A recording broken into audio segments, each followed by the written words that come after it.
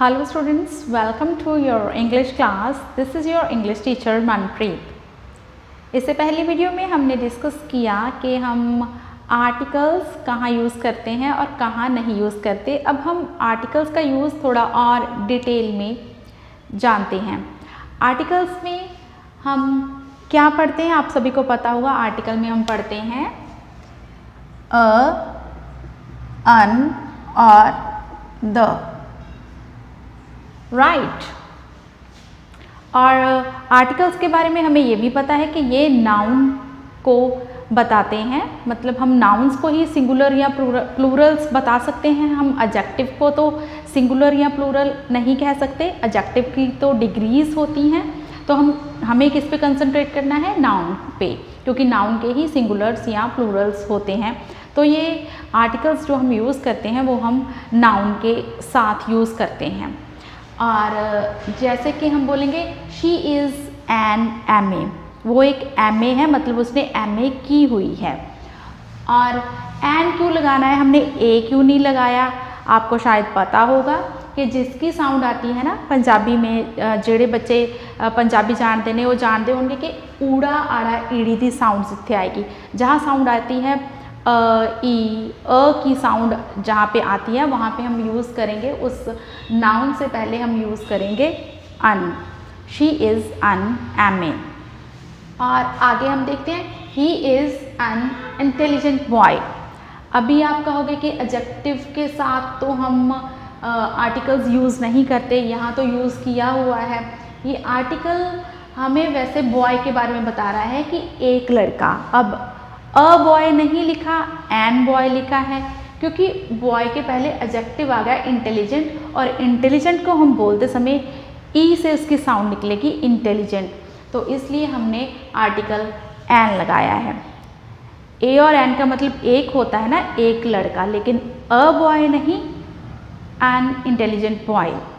ठीक है, हमने जो नाउन के पहले जो एक वर्ड आ गया जो कि है एडजेक्टिव, यहाँ पे जो एक एडजेक्टिव है हमने उसकी साउंड को देख के लगाना है, मगर हमें ये नहीं कहना कि हमने आर्टिकल एडजेक्टिव के साथ लगाया है। आर्टिकल हमने नाउन के साथ ही लगाया है, लेकिन नाउन से पहले एक वर्ड और आ गया, इसलिए उस वर्ड की साउंड का इफ़ेक्ट भी पड़ेगा कि हमने अ लगाना है या अन लगाना है। अब उसके बाद हमने पढ़ा होगा कि हम द ग्रेटेस्ट बोलते हैं, द स्मार्टेस्ट बोलते हैं, कि सबसे ज़्यादा स्मार्ट, जो कि सुपरलेटिव डिग्री होती है, एडजेक्टिव की डिग्री होती है ना, तो थर्ड जो डिग्री सुपरलेटिव डिग्री होती है उसके साथ हमने द को, हमें पता है कि हम द लगाते हैं। लेकिन कंपैरेटिव डिग्री, जहाँ दो लोगों की बात होती है वहाँ पे भी हम द का यूज़ करते हैं जब कंपैरेटिव डिग्री यूज़ की हो, लेकिन उस सेंटेंस में देन नहीं आना चाहिए। एग्जाम्पल देखते हैं, Sachin is the greater of the 2 cricketers. Sachin is the greater of the 2 cricketers. देखिए ग्रेटर है यहाँ पे कंपैरेटिव डिग्री, लेकिन ग्रेटर के पहले हमने यूज़ किया है आर्टिकल द। ठीक है, क्योंकि इस सेंटेंस में देन नहीं था। अगर ये देन वाला सेंटेंस होता फिर हम ग्रेटर के आगे द का यूज़ नहीं करते।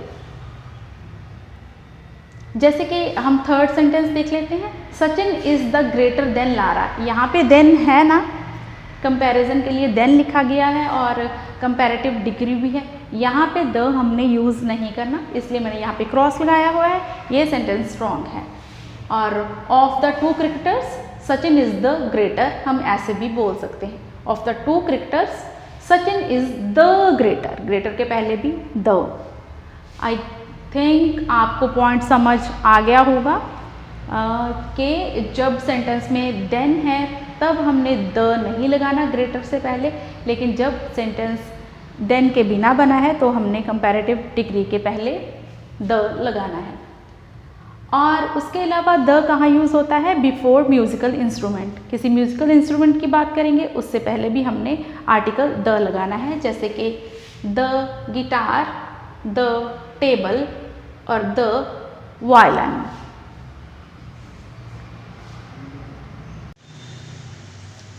स्टूडेंट्स, हम आर्टिकल्स डिस्कस कर रहे हैं और आर्टिकल हम कहाँ लगा कर लेते हैं। कहाँ यूज़ करते हैं?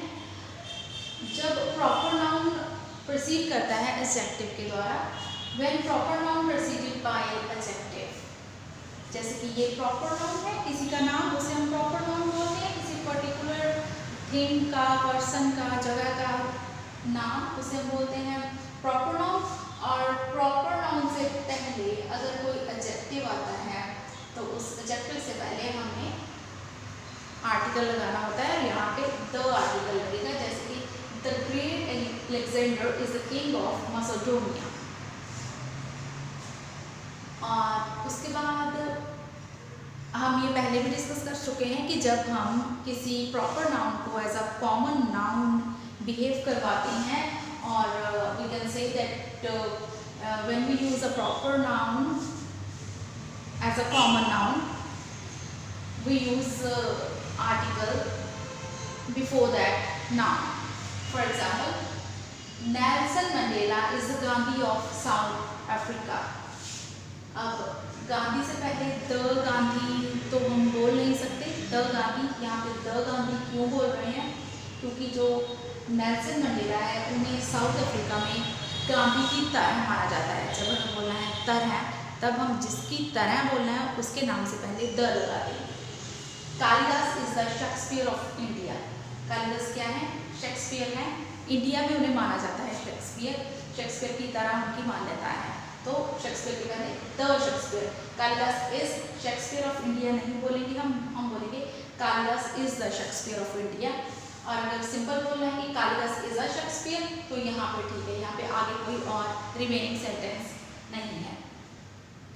और उसके अलावा हम द कहाँ यूज करते हैं? Before some adjective to make the noun.